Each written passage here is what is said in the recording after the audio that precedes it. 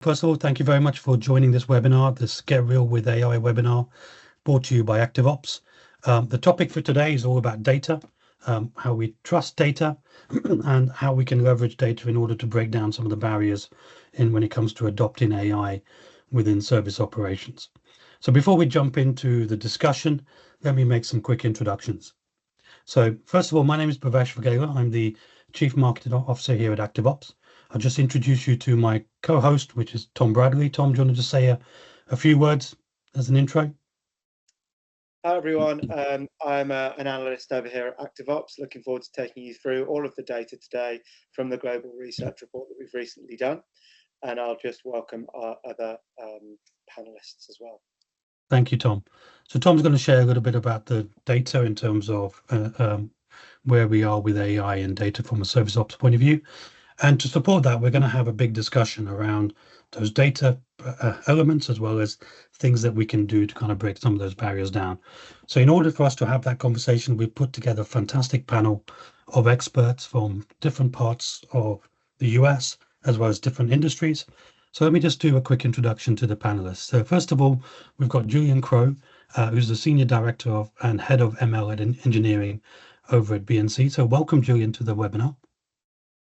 Thank you, Bhavesh. It's very nice to be here. Fantastic. And then supporting Julien, we've got Sally Miller, who's a healthcare executive based out of the US. So welcome, Sally.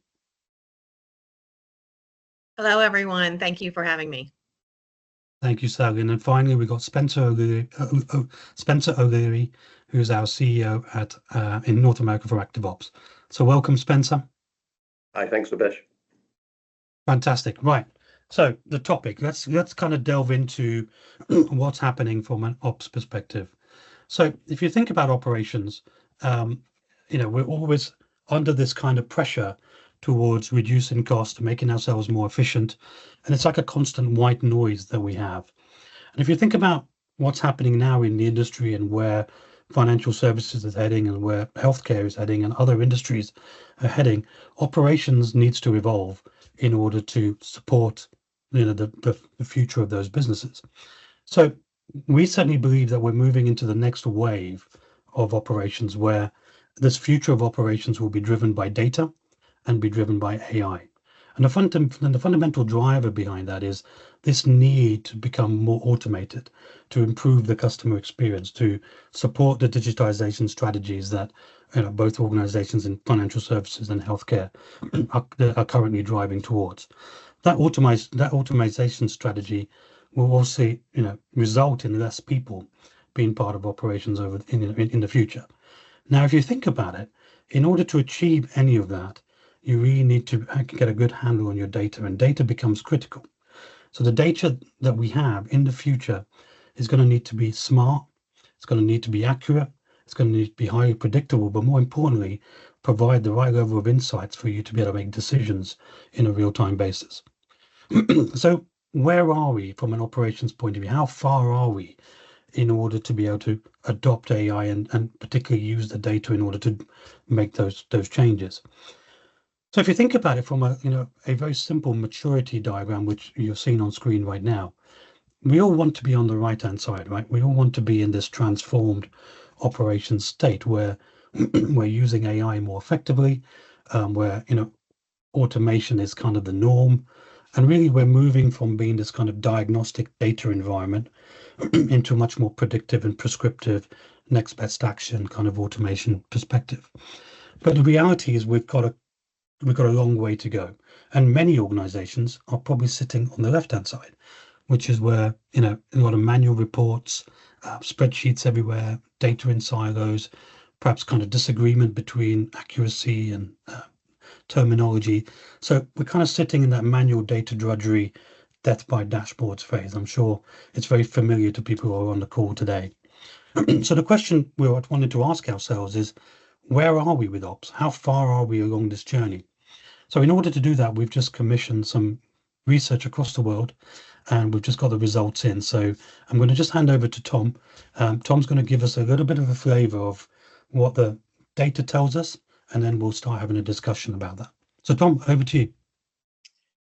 Thank you, Bhavesh. Hello, everyone. Again, so within this research that we did, we wanted to understand first and foremost the maturity of data within 7 different countries across the globe. So we asked over 800 operations leaders, I think it was 853, across 7 different countries throughout the world, about how mature they are with data, how advanced they are when it comes to AI adoption, and that was done within the financial services sector across the world and the healthcare sector within the US. So there were 16 questions that we asked to a number of different levels. And from that research, we then created our global research report, which is around operations in financial services. And we then also created our regional research from the US perspective around healthcare operations as well. And if you haven't already, you can download both of those reports from the chat now. We've just dropped the links in there for you. But within what I'm going to go through today, I'm going to look at the viewpoint that these ops leaders had on AI itself, the barriers to that AI adoption within both financial services and within healthcare, and then the challenges that they're facing when it comes to data from a day-to-day perspective. And as we've got the North American contingent on the call, we're then going to look at sort of financial services versus healthcare, because it's the only region where we've been able to look at both. So without further ado, I'll jump into the first set of statistics.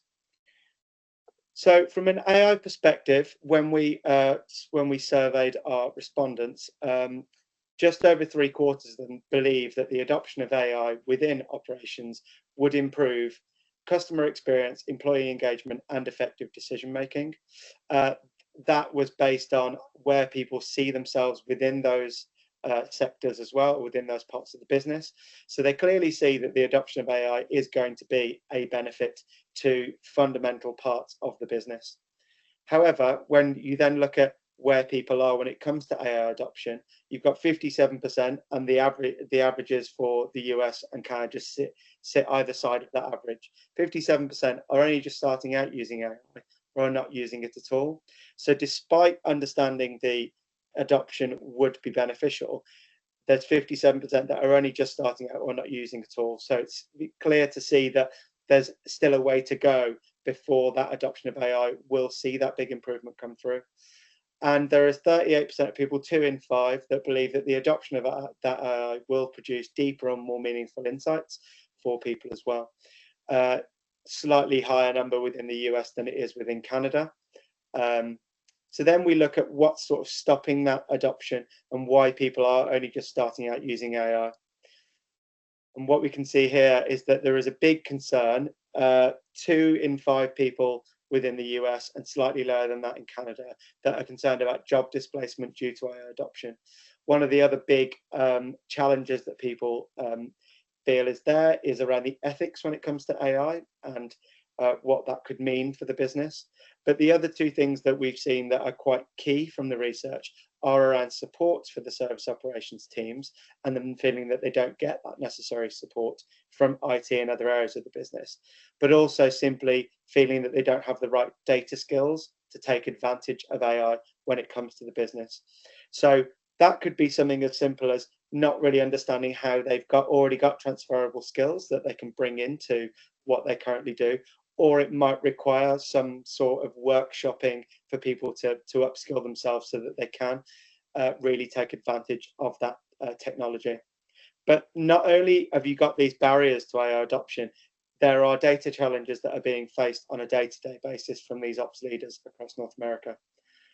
And 2 of the biggest challenges that people are seeing within North America are around siloed and inconsistent data, and then almost the opposite of that, there being simply too much data to enable effective decision making. So it being really difficult for them to be able to take individual pieces of data and use those to effectively make those decisions. There's also the effort that people, that senior managers feel that they have to go to. So that harks back to Bhavesh's point around data drudgery and mass spreadsheets with loads of data in them. People using a lot of effort to gain those insights where they've clearly they clearly see that the benefit of AI adoption will be that it will provide deeper and more meaningful insights, and probably in a more efficient manner as well. So that effort level would then decrease as those automated processes come in to enable effective decision making to take place. And the other key issue that we see here, and this is a global issue because it wasn't just the US where these real-time data statistics were very high, but 94% of people across North America are not using real-time data. Slightly more real-time data being used in Canada than there is in the US, 93% to 96%. But the leading country of the 7 that we surveyed was the UK, and that was only at 90% of people that weren't using real-time data, 10% using real-time data. So there's this real clear issue that people have where they're not able to find that data and use that up-to-date data to enable efficient decision making. The older the data that they're using, the slower or the less proactive the decision is going to be that they're going to make, because they're basing it on data that may already be out of date within moments, seen as things can happen so quickly and so critically. So you've got this so you've got the AI, you've got the adoption that's being stopped due to these barriers and the challenges. But what we've then got here, and as I said about North America, we've got a good comparison here to show that essentially financial services is in quite a concerning state of affairs, but healthcare is slightly worse than that, because the numbers here, as you'll see, 54% of financial services are just starting out with AI or aren't using it at all. In healthcare, that's 61%, that's 7 percentage points higher. In healthcare, there's a higher concern of job displacement due to AI adoption, 8 percentage points higher. And 98% of those surveyed that we spoke to are not using real-time data when it comes to healthcare. So the problems are stark, the problems are clear, but they are, from what we can see here, worse in healthcare than they are in financial services. And just to summarize, as I was about to, but we did have a slide on it, so I didn't want to jump the gun. What we've got here is ops leaders that are optimistic about AI, that understand the benefits that it will bring to their businesses. But due to the lack of support that they have in the business, or due to the lack of skills in the teams, there is a fear of adoption.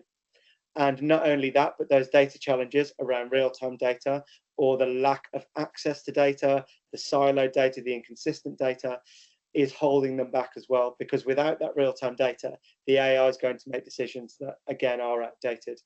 And healthcare is struggling more than financial services.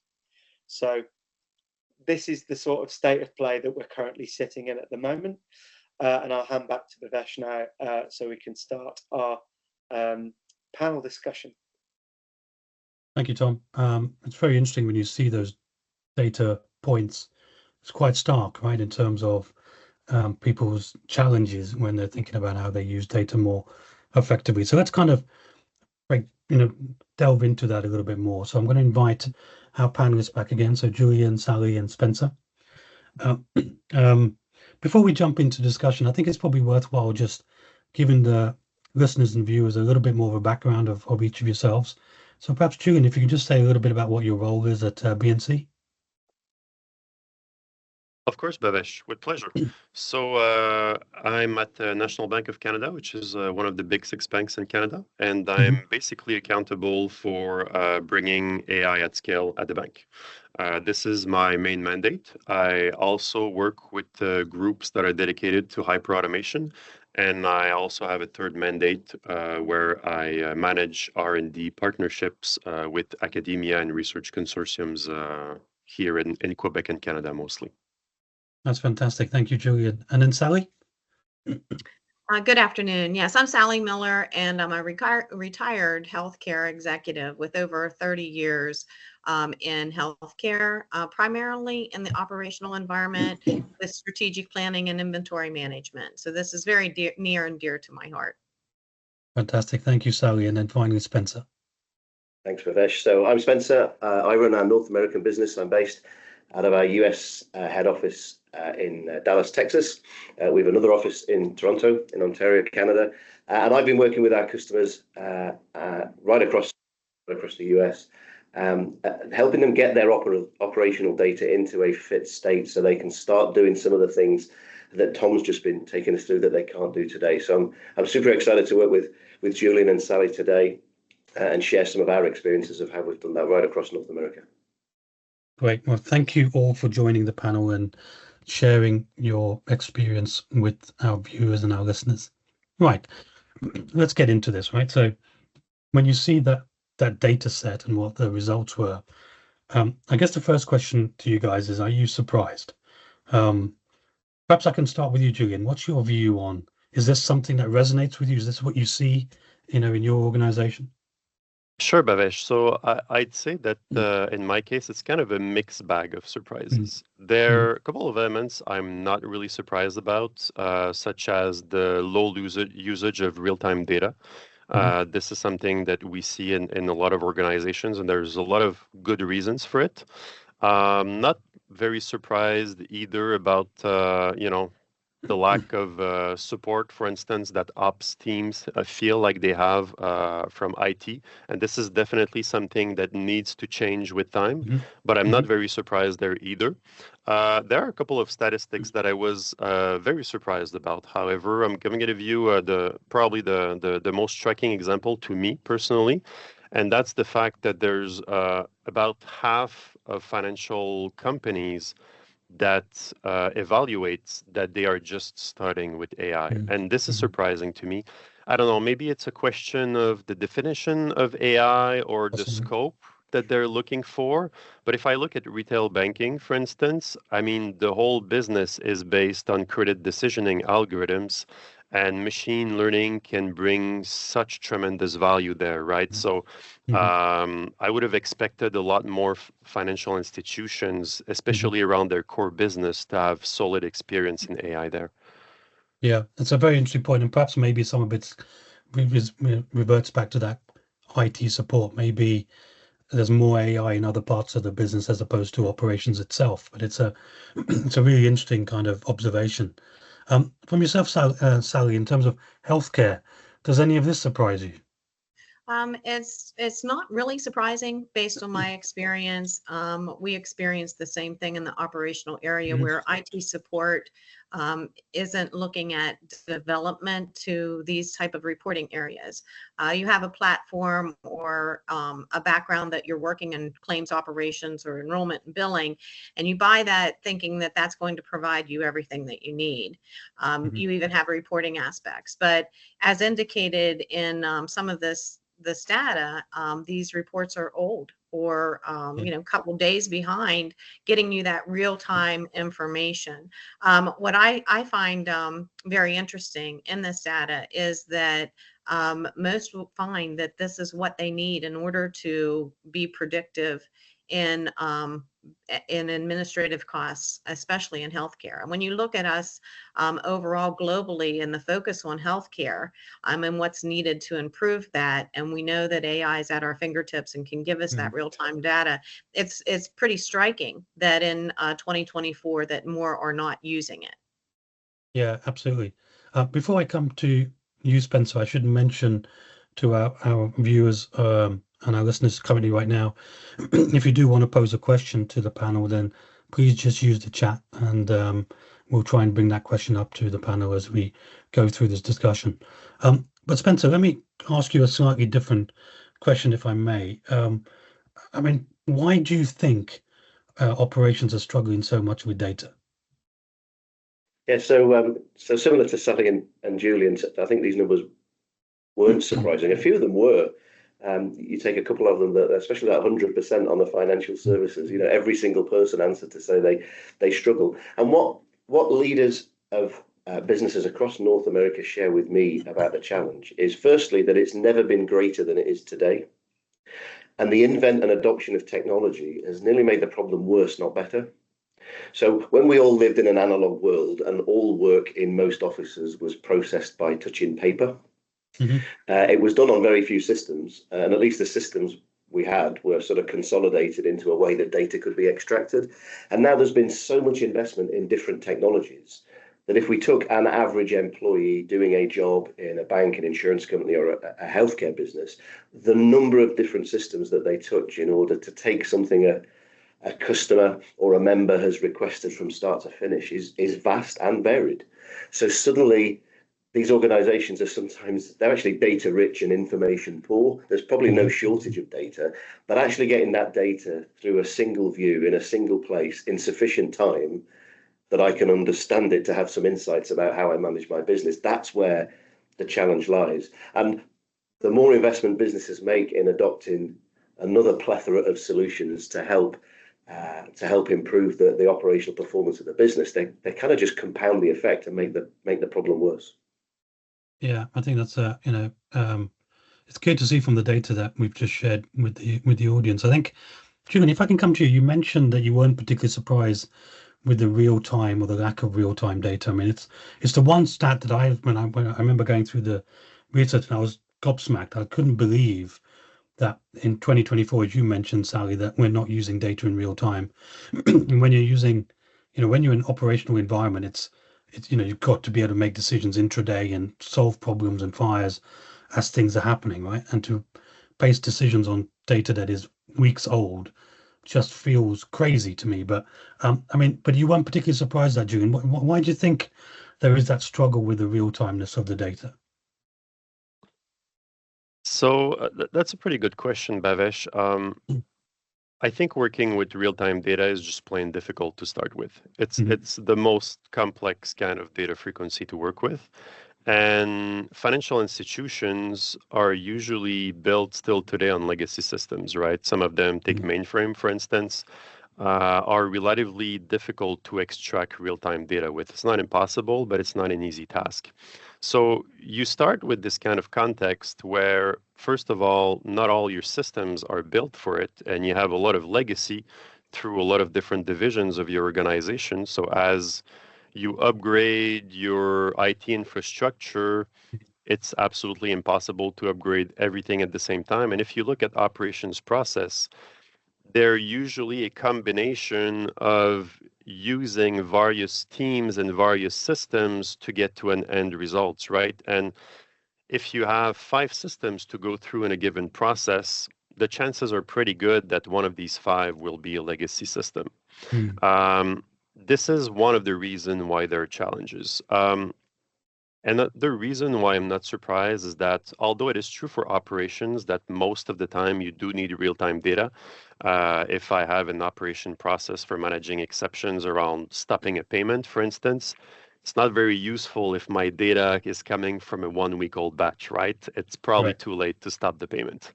But if I'm predicting churn, for instance, client churn in a bank, for instance, usually clients are not going to churn on a minute or hourly basis. It's a process that's going to take weeks or months. I don't necessarily need real-time data to be able to do proper predictions and have business processes that bring the proper level of value for it.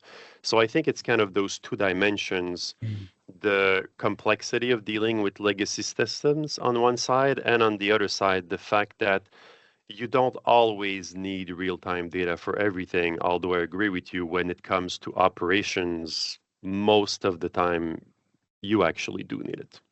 Yeah, it's just, it's a very interesting, and you're very right. I think is that, when we talk to our customers, we normally start with understand the question you're trying to answer, and then trying to understand where the data comes from in order to answer that question. And once you know that, then you understand, well, exactly, do I have it? What gaps do I have? And how important is it, as you quite rightly say, for it to be instant real time, or is it okay for it to be a week old, depending on the decisions you're trying to make? I suspect, Sally, bearing in mind healthcare was a little bit further behind in terms of the data sets from this research. Do you see similar kind of challenges from a healthcare perspective in terms of getting that data in a position to be more real time? Yeah, absolutely. It was a daily chase to determine what inventory needed to be worked on a daily basis. So the right inventory, right? So you have service level agreements, and in those service level agreements, you may have X number of claims that needed to be processed within 30 days or 15 days, or each account, when you're looking at a large scale account, may have a different requirement. And getting good reporting a lot of times didn't happen until 8 or 9 o'clock in the morning.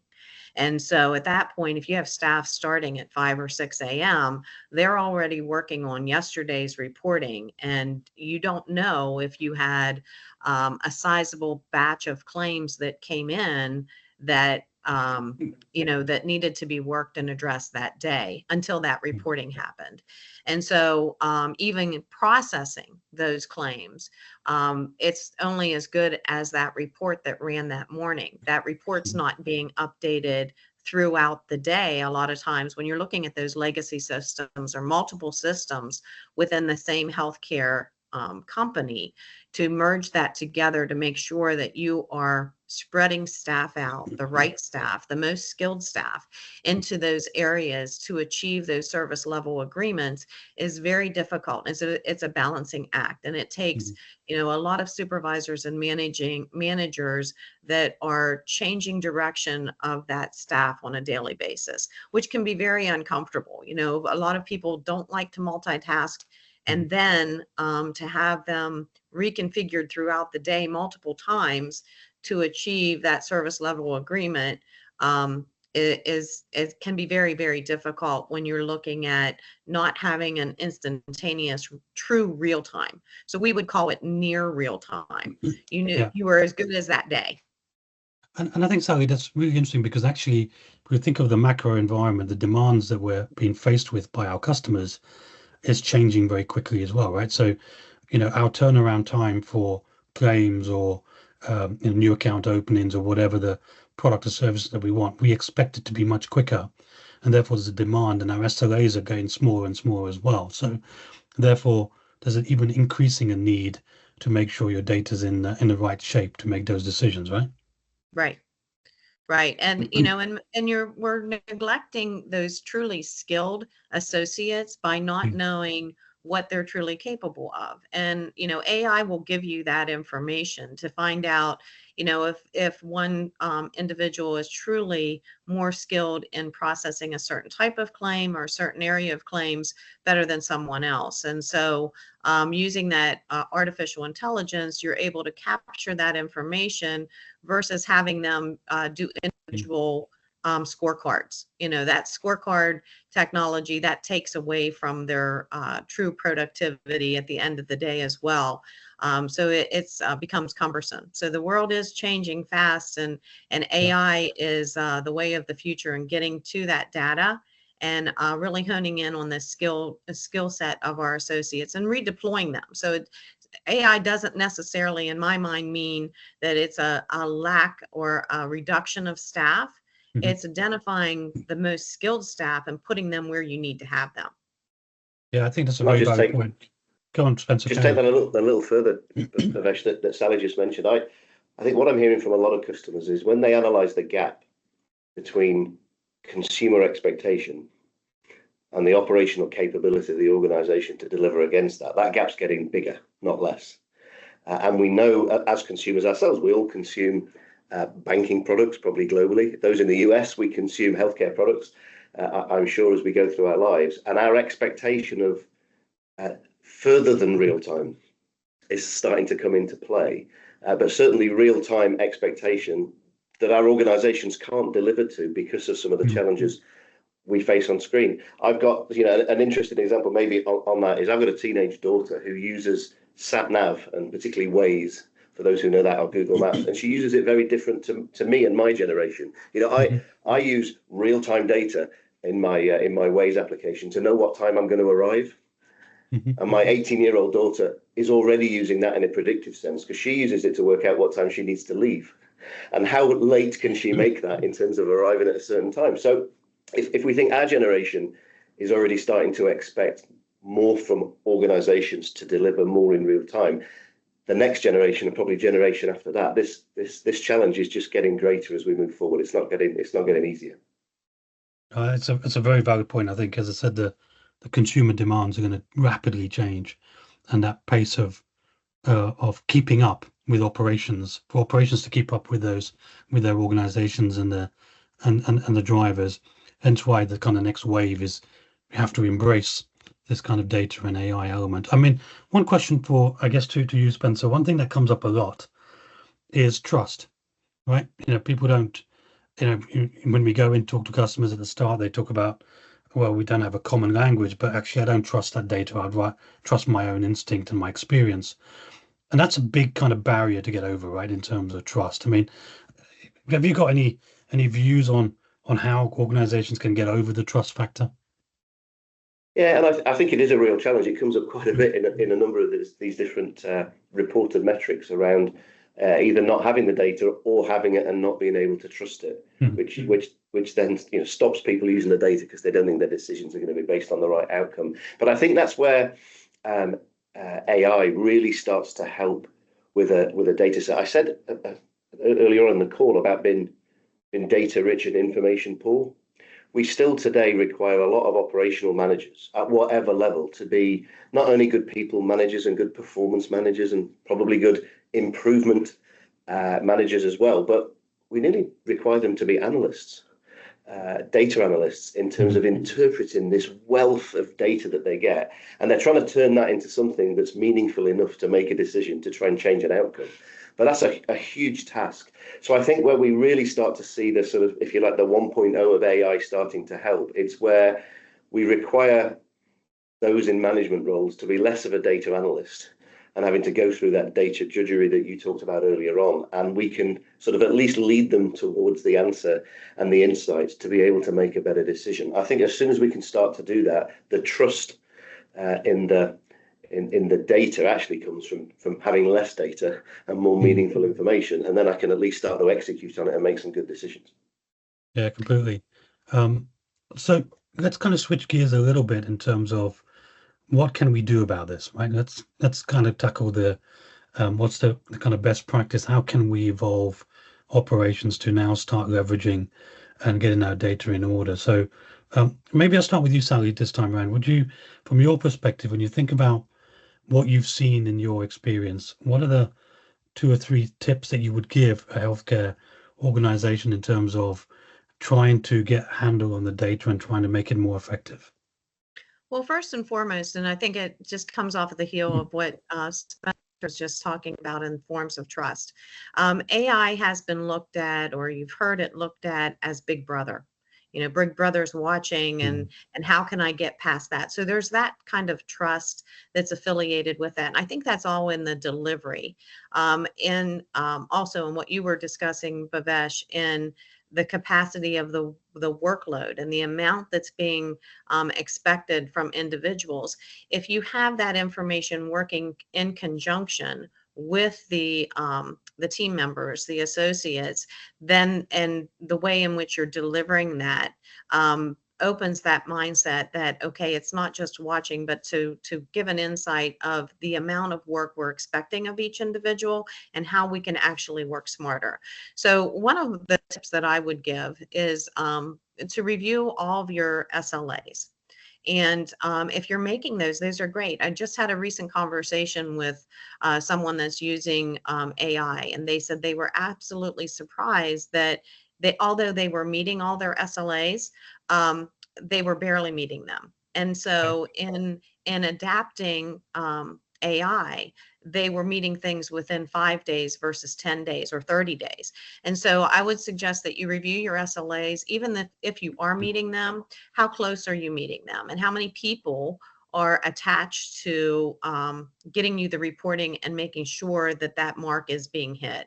Also, if you're not making them, then that's a greater problem in that you can't throw people at everything. That's not the answer. So the artificial intelligence is extremely important in developing your overall capacity and picking up new business versus hiring additional staffing and the training that's involved with that.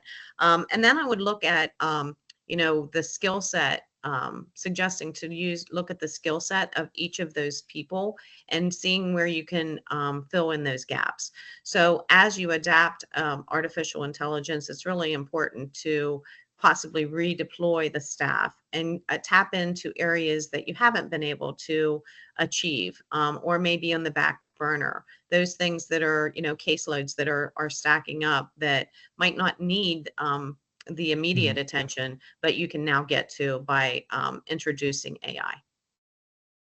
And from a financial services perspective, Julien, you've got a really wide role across the business. When you think about all the elements that you're involved in, kind of what do you think you've seen in the bank, the kind of best practice tips that you would give in terms of breaking some of these barriers down? Sure. So both Spencer and Tom discussed complexity and having too much data. I think a first very, very important step is to identify what is your critical data. Not all data have the same value. We have the reflex of accumulating all data because it's just so easy, right? The same way that when I go to a conference, I pick up the free pen, but afterwards I'm at 150 pen in my place, and when it gets time to clean, it gets really complicated, right? But I still accumulated them because I get them for free. I think we have the same reflex with data. And I mean, my clients' transactional data at the end of the day are much more critical than how many employees visited my team's SharePoint page, right? I'm not saying that last data is not important, but it just doesn't have the same level of criticality. So I think for each company to understand which data really matters is going to make a difference, because it's going to give you the right focus to not get lost in the ocean of data, but you really see the little pieces of gold that are going to make a difference. So I think that would be the first step, I guess. The second step I would suggest is that, especially for operations teams in banking tend to be very much assigned to a specific line of business, right? You cannot consider in banking the reality of all operations teams being the same. Ops for wealth management is very different than ops for retail banking, for instance. And more, what we have in banking is a multi-channel environment. My clients can go through the call center, can go through branches, can go through digital channel.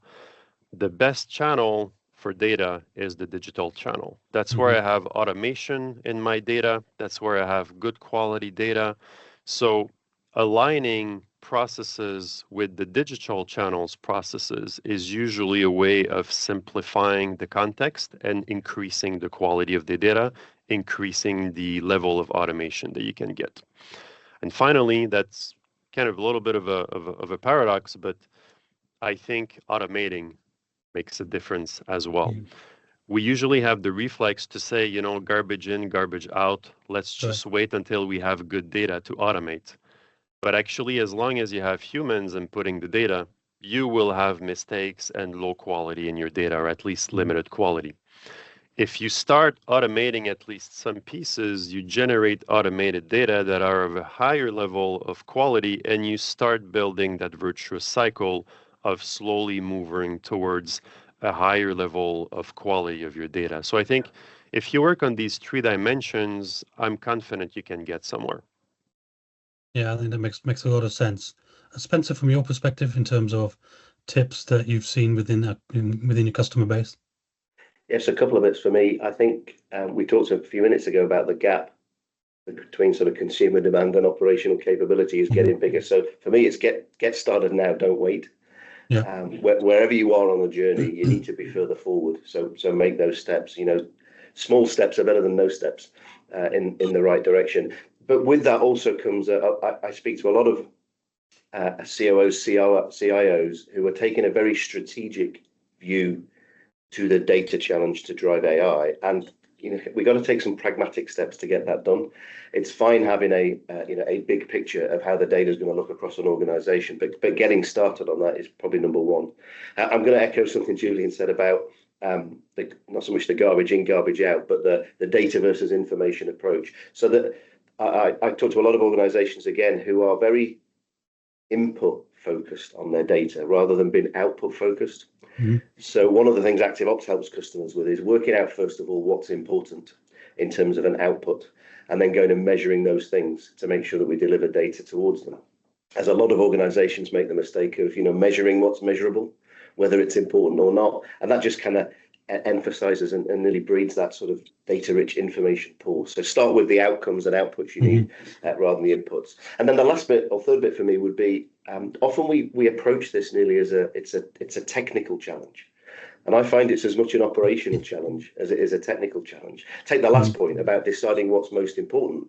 That's really hard for our colleagues in IT and those responsible for extracting data from our systems to understand what's important as operational leaders. So make this as much an ops challenge with our teams and our teams of people as much a tech challenge. Yeah, I think that's some really great tips there for everybody that's in the audience right now. I guess let's kind of have a think about AI then, right? So if we make the assumption that we've got a better handle on our data and we've got better use cases, we understand the questions we're trying to answer, then where can AI help and where can AI support?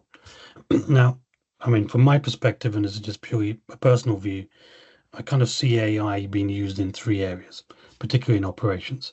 So either it's used, as you mentioned, Julien, to automate the process. So that's a really great, strong use case for AI, right? So the automation of the process itself. And the other area that you see, which has a lot of hype around it, which is the making the individual productive. So that's the kind of co-pilot stuff that you see from Microsoft to help you with taking your notes and building presentations, that kind of stuff. And then the final bit, which I think is really interesting, is about stop using AI to actually make your decision, to improve your decision making. And I think that goes back to what you were saying, Sally. It's not about replacing people. It's about giving people more tools and information in order to make better decisions. And AI can help in order to do that. So if that's kind of how I look at it. But in terms of, and I'll come to you first, Julien, because that's your kind of remit for the bank in terms of adopting it. How do you think about selecting candidates for using AI more effectively? Have you, because you've been kind of doing that across the business. So pretty often, right, these days when I have a conversation about AI, it starts with, hey, can I get ChatGPT or can I get some type of LLM? Yeah. This is where it goes. And the decision in the mind of my partner has already been made, right? We want ChatGPT, we want LLMs, we want to play with this Gen AI things. We see a lot of potential. And so the great thing is that everybody is passionate about AI, right? Since ChatGPT came out, this gave a second boost to AI. Everybody's talking about it and it's amazing. But at the end of the day, I work for a business and I need to bring value to my business. And I need to bring the conversation back on what the business case is. Where is the value? This is where I bring the conversation with my partners. And the value is basically, generally, we go back to basics. When it comes to AI, the value is where you have large volume of activities that are very similar to each other. That's why operations are an amazing place to work with AI, because you have this sort of setup in a lot of places. Another interesting things is that we talk a lot about Gen AI. Gen AI is very good mostly at efficiency gains rather than revenue generations today. And again, this makes Gen AI an especially good solution for various operations needs. Beyond that, I mean, the opportunities are so enormous. It's very difficult for me to give, one specific application where it works better than the other. Search brings a lot of value in making information accessible much faster to everybody, and that works in ops as well. We're deploying search capabilities in ops. Call deflection at call center is an amazing use case as well. Process mining can help a lot. Capacity management can help a lot. Fraud validation and exception processing can help a lot. I mean, the opportunities are just huge, but I would just suggest, let's go back to the basics. For your specific business, where is the high volume? Where are the opportunities? Where is it costly for you to operate today? And let's look at how AI can actually make a difference for it. If you start where the high volume is, where the large amount of cost is, you're usually doing the right thing to find the best application for you around AI. Yeah, makes a lot of sense. And I think, as you say, going back to basics is a great piece of advice in terms of what we should do when you're trying to pick the right use case. Sally, earlier on, you mentioned you were talking to a client that was adopting AI, or there was a use case around that. Um, where have you seen in healthcare people are gravitating towards in terms of using AI more effectively? Well, especially in the service area for call deflection and call Mm. answering. So, that timely turnaround, none of us like to be on the phone for holding, for more than 30 seconds. So even at 10 seconds, we start to get a little anxious when we want Yes. our call answered. So that service area is really, really important to get the calls answered and give them thorough and complete information. And where we can redirect them using AI is really important. In addition to that, within the claims area, processing them fast and timely with high degree of accuracy is what's really, really critical. And being able to use that predictive analysis Mhm. and then carrying that forward into our marketing and our sales area.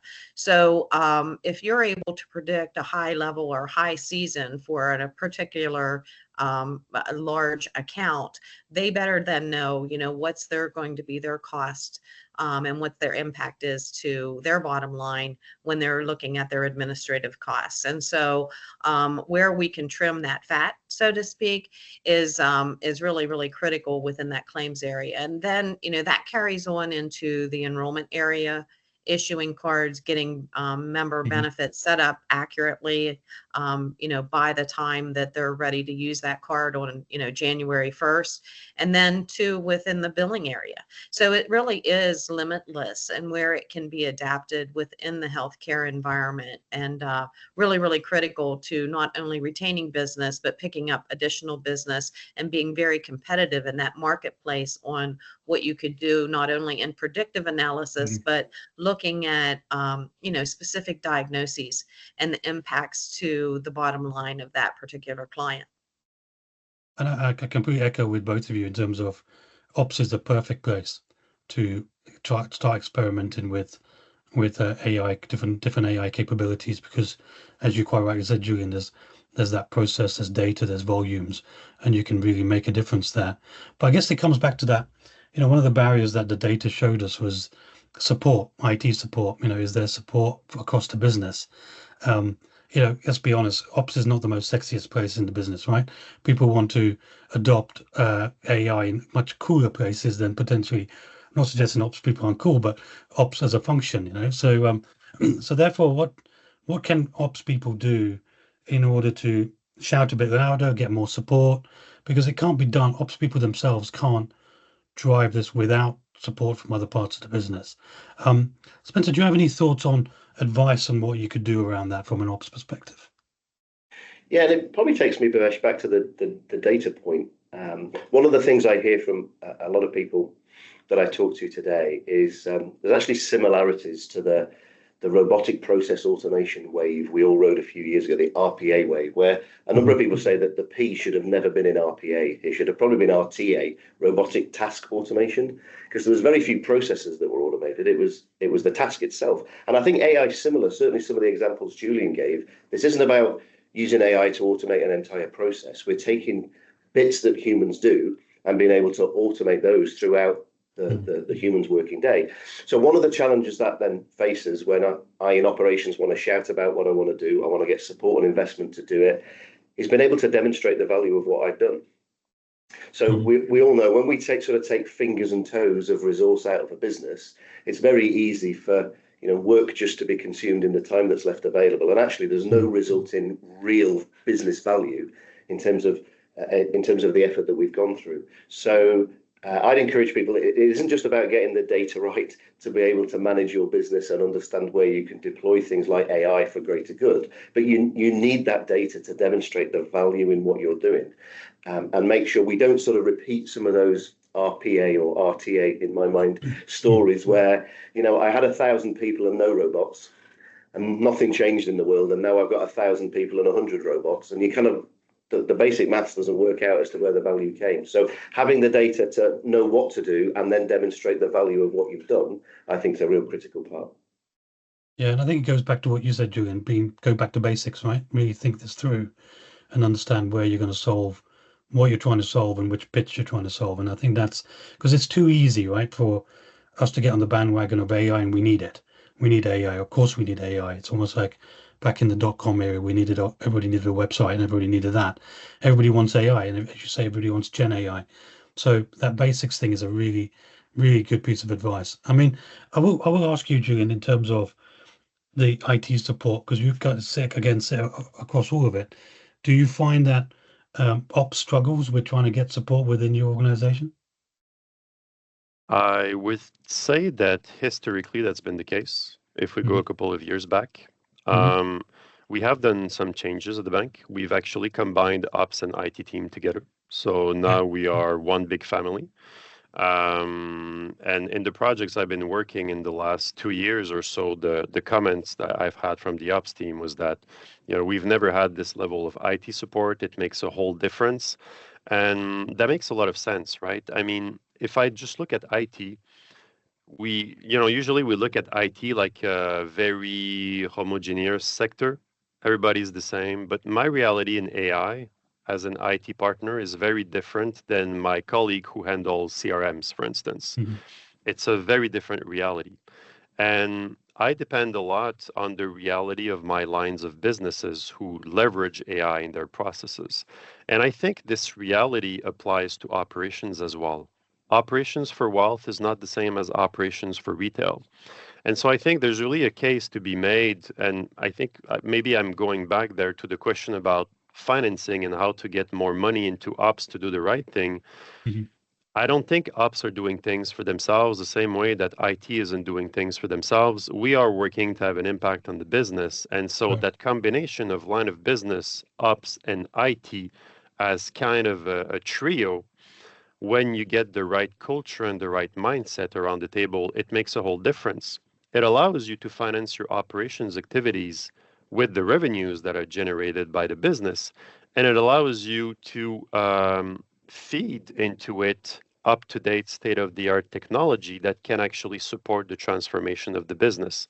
So, this is kind of the way that I'm looking at the future of collaboration. And Mhm. this far, what I've seen in the recent past is that it's really made a difference in terms of the efficiency and the impact that delivery teams and transformation teams have. Great. Well, as we're coming to the top of the hour, I'm just going to ask you guys to summarize, and I'll come to each one of you, but just to get a view, I just want to get your view on if you're going to give one piece of advice, what would you say? So perhaps I'll start with you, Sally. What would you say in terms of as a healthcare professional, one piece of advice in terms of breaking down that AI barrier? So one piece of advice is that the associates, the employees, they're looking for more in operations. They are more than robotic.